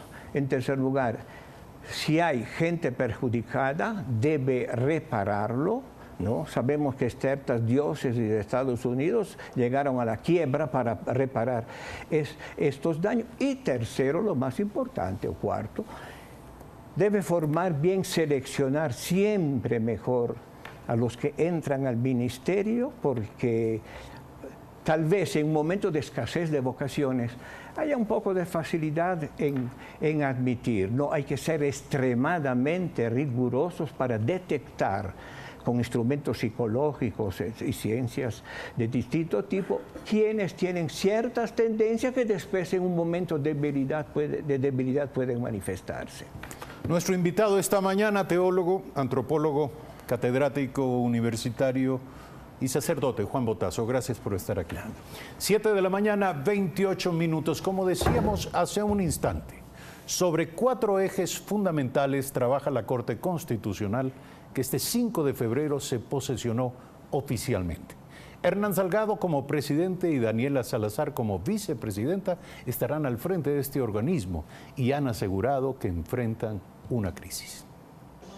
Una sesión a puerta cerrada que se prolongó por alrededor de 4 horas marcó el arranque de funciones de la nueva Corte Constitucional. En la misma se eligió a sus autoridades. Hernán Salgado presidirá la Corte durante el periodo 2019-2022, mientras que Daniela Salazar será la vicepresidenta de una institución que afronta una crisis, aseguran. En este contexto desaparece el control jurisdiccional y el control que pudieran ejercer las demás instituciones se repliega, dejando el paso libre a la corrupción y a la arbitrariedad. La vacancia que inició el pasado 1 de septiembre y que se prolongó por alrededor de 120 días aumentó el número de causas represadas, por lo cual ahora estas superan las 14.000. La tarea que nos han encomendado es grande. Diría que está acorde con la dura situación que experimenta el país. Quienes hemos asumido estas funciones estamos cohesionados para imponer en la Corte Constitucional una nueva ética que garantice actuaciones intachables y la independencia del órgano constitucional. No obstante, esto no detendrá los objetivos de los nuevos jueces, quienes determinaron 4 ejes fundamentales para cumplir con este reto en materia constitucional: independencia, cero corrupción, celeridad y sentencias de calidad. Se promoverán las reformas necesarias en la organización interna de la Corte y en sus procedimientos para lograr todos estos objetivos. La jornada de los 9 jueces constitucionales había arrancado de forma previa en la Asamblea Nacional, donde se les tomó juramento y se firmaron las actas de posesión. Alex Llanos, Telediario. 7 de la mañana, 30 minutos. Nuestro invitado en esta mañana, Rafael Ollarte, constitucionalista. Fue miembro de la Comisión Calificadora de Selección y Designación de los miembros de la Corte Constitucional ya posesionados, pero vuelve usted al terreno de la observación y de la crítica independiente en materia constitucional. Buenos días, don Eduardo, qué placer estar con usted y con toda la audiencia del Telediario. Por supuesto, los tribunales en general y más aún las cortes constitucionales no se legitiman por el sistema de designación. Hay sistemas de designación malos y otros que son peores. Entonces nadie se legitima por la forma como te han designado. Eso es una creencia errónea y hay que tener cuidado con eso. Entonces por sus actos serán juzgados. Pero por supuesto, pues usted vea en el mundo, tiene sistemas de designación directos en los cuales un presidente de la República, un Senado, un Congreso, un Consejo de la Magistratura designan directamente a sus miembros de los tribunales nacionales y son buenos tribunales. Hay otros que se designan por concurso y son un desastre. En el Ecuador hemos designado por concurso pues desde el año 2012. Desastroso. Porque tú tienes que demostrar, no en un concurso, sino en el ejercicio del cargo, que realmente eres competente, que realmente eres independiente y que en verdad eres imparcial. Y no solo que lo dices, pues. Hace algunos días hablábamos, hay que demostrar, pues. Sí, hace algunos días hablábamos aquí respecto del reto que tiene la nueva Corte Constitucional, pero creo que en ese tiempo usted todavía tenía un pie en la Comisión Calificadora y de Selección. Ahora que ha vuelto al ejercicio independiente de la crítica en esta materia, le vuelvo a preguntar, los retos de fondo de la nueva Corte Constitucional, tomando en cuenta que trabajo no le falta. A ver, primero, usted tiene una cuestión administrativa en la Corte y usted tiene una cuestión jurisdiccional en la Corte. Para que funcione lo jurisdiccional, tiene que caminar lo administrativo. Necesita funcionarios. Sería pernicioso que, por ejemplo, al actual presidente de la Corte lo tornen en presidente de papel y le impongan funcionarios. Hay gente que tiene que trabajar en conjunto con el presidente de la Corte. Otro sería grave. Entonces, habría que proceder a una renovación, dice usted, de la estructura. Vea, hay funcionarios que son de libre nombramiento y remoción, o nos habrán presentado las renuncias, otros ya no estarán porque tienen contratos, y hay otra gente que tiene nombramiento. ¿A quién te han dejado? Pues ahí, como funcionario con nombramiento. Cuidado, yo creo que los 9 miembros de la Corte no son unos desenterados, pues.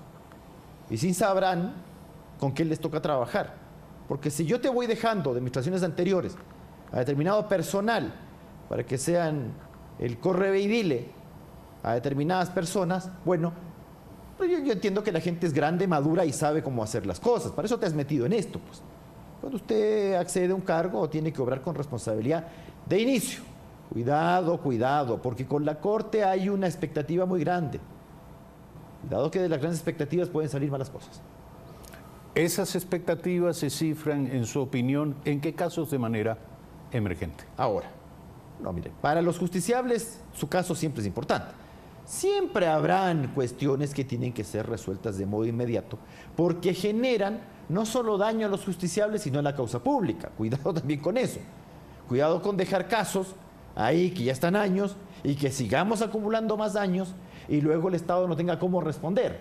Porque no es que solamente usted perjudica al justiciable, al demandante, al demandado, con la rémora judicial, sino que si el día de mañana usted le va a dar la razón al demandante y resulta que por el transcurso de los años se le ha formado una bola de nieve, bueno, pero yo también entiendo que la gente que va a la Corte conoce ese tipo de cosas. Pues, entonces, obrar aquí se dice que hay que obrar con prudencia. Cuando hablamos de prudencia no nos referimos a ser medrosos, pues, porque el miembro de la Corte me tiene que tener valor, pues, valor civil para resolver las cosas. Ahora, no en términos de la calidad, pero en términos de la cantidad de casos pendientes. Y todavía de cara a lo que usted señala como una necesidad, que es la autodepuración de la institución, del organismo, de sus funcionarios, la recalificación de ellos probablemente. ¿Cómo hacer para enfrentar esta avalancha? Mira, yo le voy a decir una cosa sin ningún cariño y sin ningún ambaje. El lloriqueo tiene que acabarse, pues. Si sabemos que hay cosas pendientes, pues, novedad. Si no le gusta, ¿para qué se mete? Todos sabemos cuando vamos a un cargo en qué nos estamos metiendo, sino qué está haciendo ahí. Pero segundo, tampoco es que la cosa es tan terrible, pues. Madurez también, ¿no? Que hay muchas acciones extraordinarias. Vea, antes teníamos un tribunal constitucional que era un tribunal de segunda instancia. Los amparos eran bastante más complicados que las acciones extraordinarias de protección. Entonces el llanto demuestra que no tiene idea de lo que está haciendo. Sería terrible que alguien diga eso. Si las acciones extraordinarias son sumamente restringidas y limitadas, ¿acaso es que usted tiene un caso penal, laboral, tributario, etcétera, y va a resolver un caso tributario? No, señor, usted va a revisar si se han respetado las reglas del debido proceso, si no hay violación de derechos fundamentales en la sentencia. No va a volver a fallar el tema tributario, pues no va a volver a fallar el tema laboral, el tema civil. No. Con los amparos sí ocurría eso, pues. Usted tenía que resolver en temas pesqueros, mineros, bancarios, entonces había que tener... era bastante más complicado. Entonces sí hay que conocer las cosas para dar un diagnóstico. Entonces hay causas pendientes, hay que resolverlas. Así nomás es la cuestión. Y para eso además debo decir que la Corte Constitucional, a diferencia del ex Tribunal Constitucional, cuenta con un cuerpo de asesor bastante más grande. Porque, y verá que en esta actual Corte hay dos personas que estuvieron en el Tribunal Constitucional y tienen esa experiencia, que no creo que se les haya olvidado, que es el presidente Hernán Salgado y el miembro Enrique Herrería. ¿Cuántos asesores tenían pues por despacho? Uno. Y con eso, esos tribunales se pusieron al día. Ahora en los despachos hay 5 o 6 personas. Hay una Secretaría Técnica Jurisdiccional con 25 o 29 funcionarios. Bueno. Es decir, cada uno de los magistrados tiene la capacidad para procesar de manera expedita a razón de cuántos juicios o cuántas causas, en su opinión. Tal vez el problema que puede enfrentarse es el represamiento en pleno, pero uno entiende que también conocemos cuál fue el gran vicio de las anteriores cortes, más allá de aquel vicio por el cual fue motejada como corte cervecera, que esa cuestión no puede volver a ocurrir. Eso pasa otra vez y cerramos nomás el país. Cierto es que todo se resuelve en pleno, pero si usted va a hacer sentencias, como ha señalado la Corte en este boletín, sentencias cortas, laxas, que vayan al grano, sí puede resolver y resolver bien. Para eso hay la nueva Corte, pues no para estar con la queja anterior. Por eso no es que seguimos quejando de lo que tenemos. Aquí hay que trabajar, y trabajar bien. Y hay que ser exigentes con la Corte. Exigentes. Es tal vez, no tal vez, es con seguridad el más importante tribunal que tiene la nación. Y si ese tribunal lo hace mal, bueno, todo el resto ya sabemos por dónde va. Si usted permite, con fallos medrosos, que se siga violando el debido proceso en la justicia ordinaria, ya sabemos por dónde vamos. Si usted permite que autoridades violen la Constitución, bueno, está promoviendo eso. Hay un factor pedagógico en las Cortes y Tribunales Nacionales. Con el ejemplo, si usted permite que le incumplan una sentencia y no destituya al funcionario, se produce lo que se produjo con la anterior Corte. ¿Por qué tiene ahora tantas demandas de incumplimiento? Porque se permitió que se incumpla. Pues entonces el Estado puede perder, usted incumple y no le va a pasar nada. Entonces la sentencia se torna un papel mojado y va a tener una mayor acumulación de causas. Lo mismo pasa con las extraordinarias. Si usted permite que se violen las reglas del debido proceso, lo van a seguir haciendo y le van a seguir demandando, porque la gente no es que se va a quedar callada. Si usted quiere también reducir el número de causas, también hay el factor pedagógico, es con el ejemplo. Si usted no va a tolerar sobrepasamientos a la juridicidad, en un momento ya no van a ocurrir. La gente también entiende, pues. Los retos de la próxima Corte Constitucional, que ya, por fortuna, tiene el país. Rafael Ollarte, constitucionalista, esta mañana en Primera Impresión. Gracias por aceptar esta invitación. 7 de la mañana, 39 minutos. Gracias a ustedes por dispensarnos su compañía. Mañana, 6:55 de nuevo en Primera Impresión. Buenos días.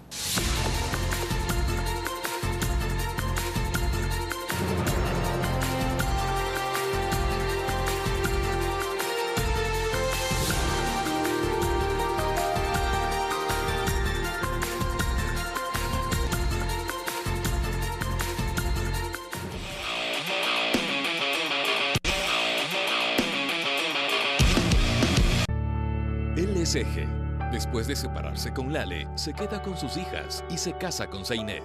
Ahora no quiere que Lale vea a sus hijas. Conoce su historia en Mi Último Deseo, de lunes a viernes 21 horas, por Ecuador TV. Comparte la emoción.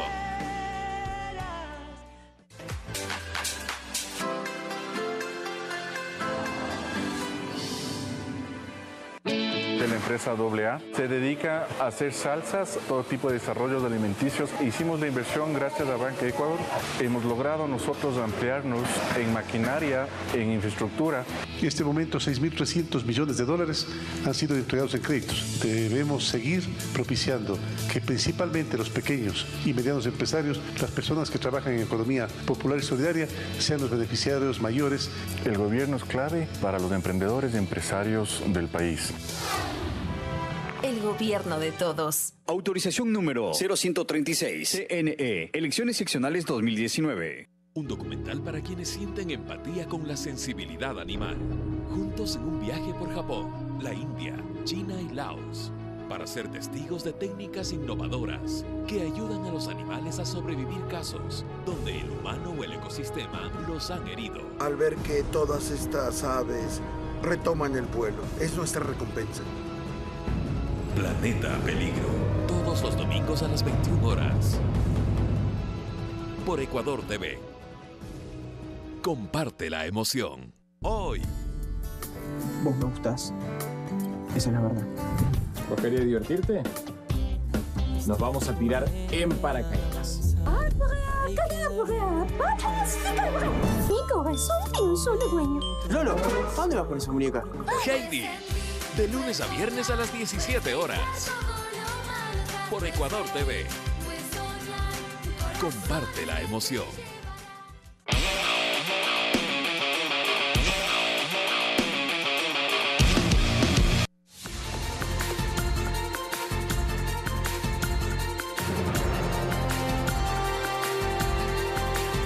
Acompañarles en Telediario. Muchísimas gracias por permitirnos ingresar a sus hogares. Ya estamos de vuelta con más noticias. Les contamos que neonatos de 24 semanas de gestación en adelante son atendidos en el área de cuidados intensivos e intermedios del Hospital de Especialidades Teodoro Maldonado Carbo de la ciudad de Guayaquil. La Casa de Salud es la única en la provincia del Guayas que cuenta con atención para embarazos de alto riesgo. Son cerca de 300 nacimientos que se registran al mes en este hospital. De ellos, un 20% reciben cuidados intensivos neonatales. Las condiciones son similares, aunque varían las causas. Las embarazadas que recibimos aquí son embarazadas que tienen, por ejemplo, preeclampsias, diabetes gestacional o comorbilidades, por ejemplo, a veces madres que tienen problemas de cáncer, se embarazan a veces pacientes con hipertensión pulmonar. En esta área, las madres deben tener un contacto directo con sus bebés. Es el caso de Evelyn Vázquez, quien llegó con su niña desde Galápagos y ahora, más recuperada, aplica el apego con el sistema canguro. El bebé le ayuda a ganar peso. También siente el corazón, se lo pone en la orejita del bebé para que el bebé escuche. Y a mí, a estar más, sentir el amor de madre, ¿no? Cuentan con personal capacitado para mantener a las madres informadas de los avances de sus pequeños y generar la tranquilidad que se transmite al bebé. Al igual que yo, muchas mamás nos sentimos confiadas de saber que nuestros bebés están siendo monitoreados las 24 horas del día. Entonces eso es muy satisfactorio para nosotros, saber que están recibiendo la atención oportuna. Un bebé prematuro se registra al nacer antes de las 37 semanas de gestación.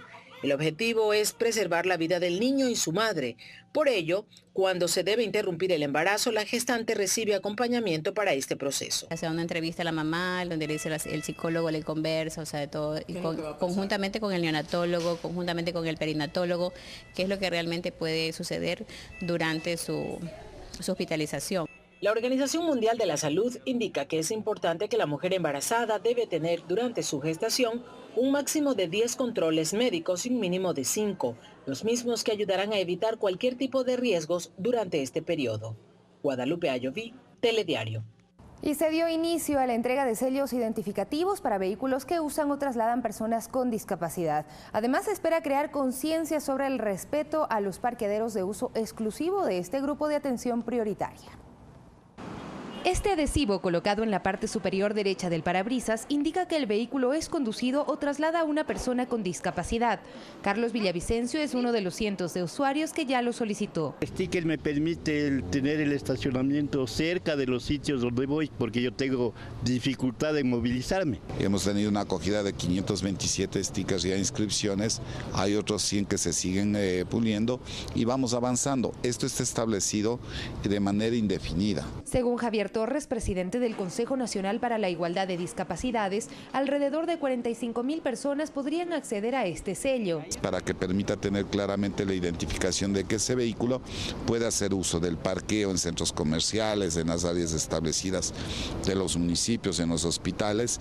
Luis Pillalpa relata que no siempre los parqueaderos para personas con discapacidad se respetan. Tengo una discapacidad física, soy amputado la pierna y es difícil encontrar un sitio cómodo para poderse parquear, ya que hay espacios que son preferenciables para personas con discapacidad y son utilizados por otras personas que no tienen discapacidad.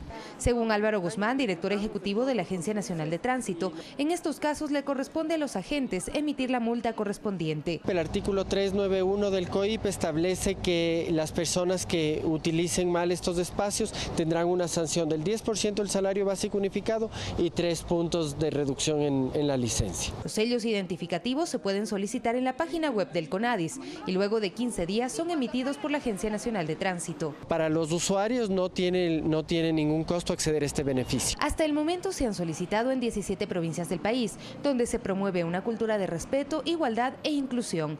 Sofía Montoya, Telediario. Y hoy vamos a hablar de la obesidad. César García se encuentra en el Centro de Salud Mena del Hierro, en el norte de la ciudad, para conversar con especialistas sobre esta enfermedad tratable que pone en riesgo la vida de millones de personas en el mundo. César, muy buenos días. ¿Cuáles son los factores más importantes para prevenir la obesidad y salvar vidas? ¿Qué tal, Sofía? Buenos días, amigos de Telediario. Un gusto poder compartir con ustedes en este miércoles de salud con este tema tan importante. Como tú decías, millones de personas alrededor de todo el mundo tienen obesidad y es un problema que puede ser tratado, además que obedece en su mayoría a malos hábitos alimenticios. Voy a dar la bienvenida en esta mañana a María José Acuña, la doctora que nos está acompañando acá en el Centro de Salud Mena del Hierro, para que nos explique brevemente en este avance qué es la obesidad. Primero, doctora, buenos días. Buenos días con todos. La obesidad es una enfermedad crónica que causa muchísimas complicaciones. En realidad, en el momento actual se ha convertido en una pandemia que está afectando a millones de personas alrededor del mundo. El problema es que esta enfermedad a su vez también es una complicación y es un factor de riesgo para enfermedades como la hipertensión, la diabetes, enfermedades cerebrovasculares, que son una de las causas principales de morbimortalidad del país. Tratarla es sumamente importante y si es que sabemos tratarla a tiempo puede ser sencillo. Depende mucho de la parte de iniciativa de la persona, del paciente, de que quiera colaborar y se haga responsable de esta enfermedad, ya que no solamente depende de factores como la alimentación, sino también como la realización de ejercicio y combatir con esto el sedentarismo, que es algo que también está formando parte de otro de los riesgos en la salud del país. Es decir, la decisión está en manos del paciente, no solamente esto se trata con medicamentos u otro tratamiento, sino es parte de la voluntad del ser humano de cambiar su estilo de vida. Sí, definitivamente. Nosotros, aparte de poder tratar lo que son las enfermedades como complicaciones de la obesidad, como la hipertensión y la obesidad, hacemos énfasis en detectar a tiempo lo que es la obesidad para poder, tanto con dieta, alimentación, ejercicio, poder instruir al paciente las cosas que podemos realizar desde nuestro hogar. Perfecto, doctora, gracias por esa introducción a este importante tema. En pocos minutos, en Más Cerca, les vamos a estar dando alguna guía, detalles de qué ejercicios deben hacer, cómo deben alimentarse para evitar lo que dice la doctora, esta pandemia que de alguna manera está afectando a toda la humanidad y matando a millones de seres humanos alrededor de todo el mundo. Así que los detalles estén atentos en pocos minutos en Más Cerca. Mientras tanto, Sofía, continúas con más de Telediario. Muchísimas gracias, César García. Yo estaba con ese informe desde uno de los centros de salud de la capital. Y por supuesto, si no se tiene salud, no se tiene nada. Esta es la base para tener una vida, un bienestar en nuestra vida. Vamos a una pausa, regresamos enseguida con las noticias del mundo.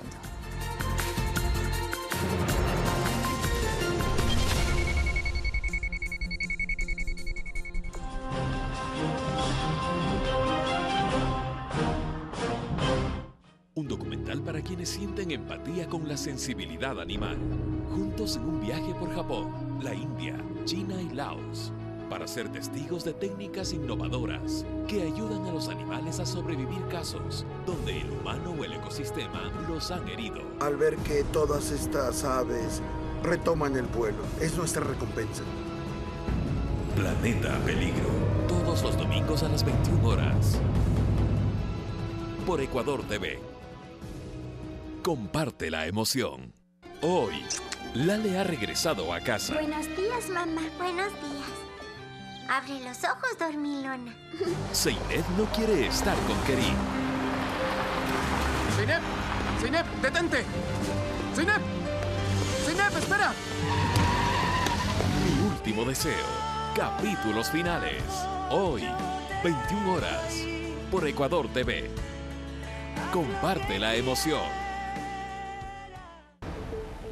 Noticias, política, cultura, actualidad. Una mirada a profundidad de los acontecimientos de nuestro mundo. Enfoque Mundial. Todos los sábados a las 21 horas. Por Ecuador TV. Comparte la emoción. Preguntas sin respuestas. Misterio. Secretos. Solo el detective más famoso del mundo podrá resolver los casos más complicados. No te pierdas sus aventuras en la serie ganadora de 9 premios Emmy. Sherlock. Todos los sábados a las 22 horas. Por Ecuador TV. Comparte la emoción.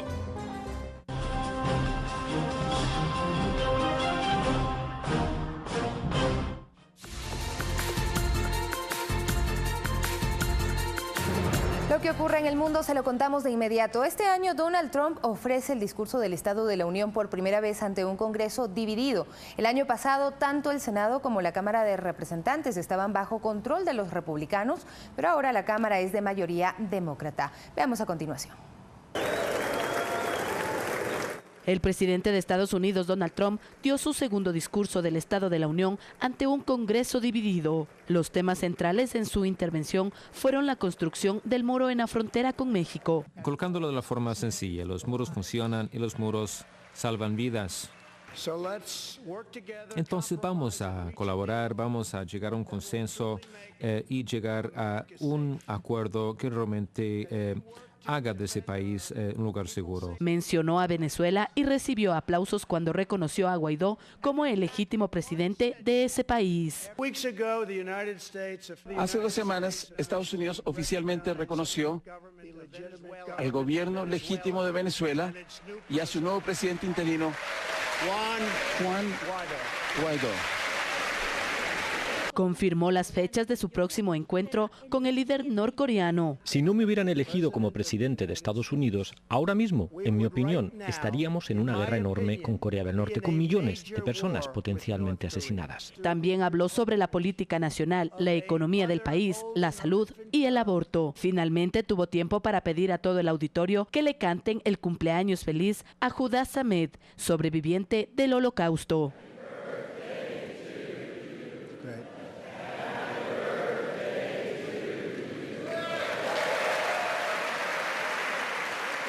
Las mujeres demócratas de la Cámara de Representantes se vistieron de blanco para homenajear a las pioneras que lucharon para reivindicar el sufragio universal, sin distinción de género.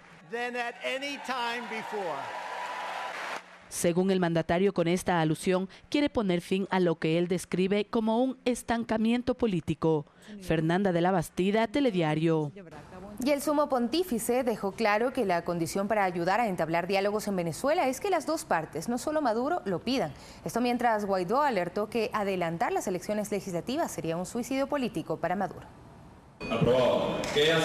La Asamblea Nacional de Venezuela aprobó una ley que regirá una eventual transición en el país y que entrará en marcha una vez que el gobernante Nicolás Maduro, al que no reconoce, sea parte del poder. Guaidó además señaló que adelantar las legislativas sería un suicidio político para Maduro. Cuando hablamos de cese de usurpación, es que cese el atropello, es que cese la persecución, es que cese el hostigamiento a los que producen, es que cese la persecución a los que están dignamente sudando de su trabajo y resistiendo con su empresa.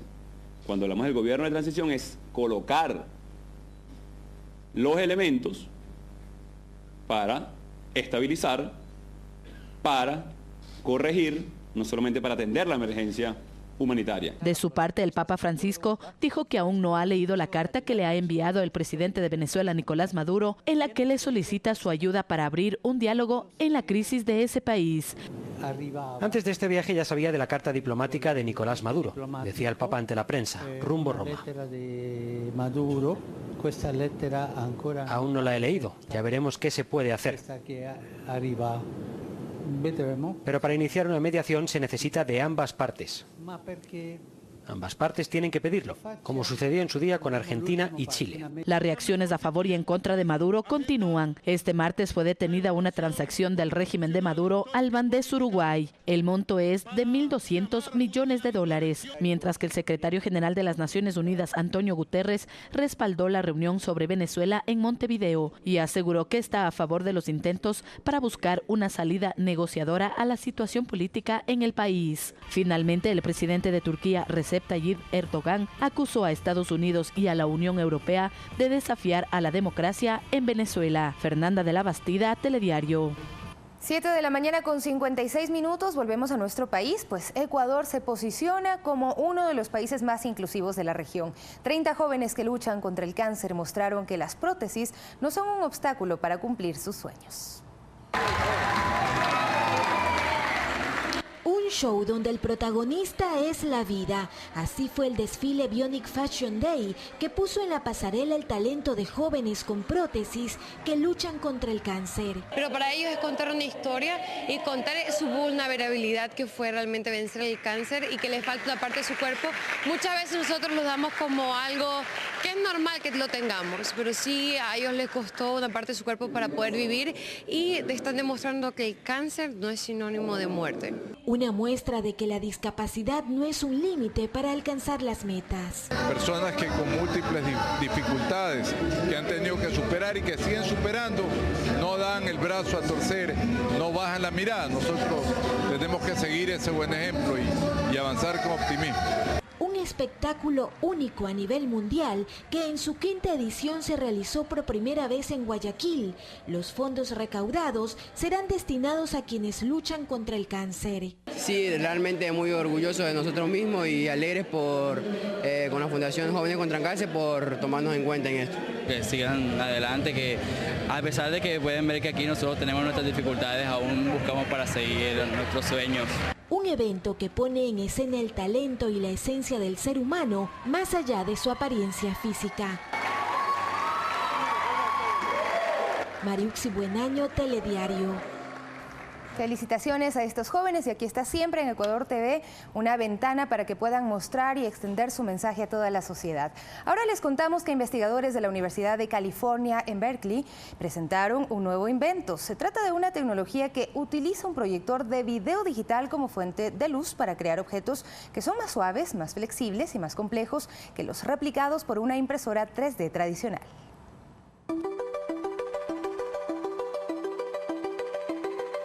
Este es el replicador.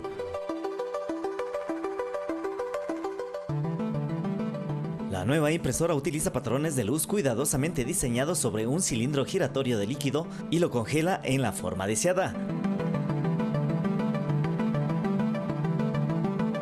La resina de la impresión 3D está compuesta de plásticos líquidos mezclados con moléculas fotosensibles y oxígeno disuelto. Según los innovadores, en vez de crear un objeto entero capa por capa, se puede imprimirlo completamente desde el principio. En 2 minutos, por ejemplo, el equipo pudo fabricar una pequeña figura de la famosa estatua El Pensador de Rodin. Destacan también que la tecnología puede producir prótesis, piezas y equipos aeroespaciales porque es más flexible que la impresión 3D convencional y además permite obtener superficies más lisas. Le nombraron el replicador como homenaje a las máquinas de viaje a las estrellas que podían materializar casi cualquier objeto. Clever Guamaní, Telediario. Y con esto nos despedimos, amigos y amigas. Les deseamos una buena mañana. Se quedan en compañía de Arturo Barriga en Más Cerca y a las 13 horas estaremos actualizando la información en Telediario. Hasta pronto.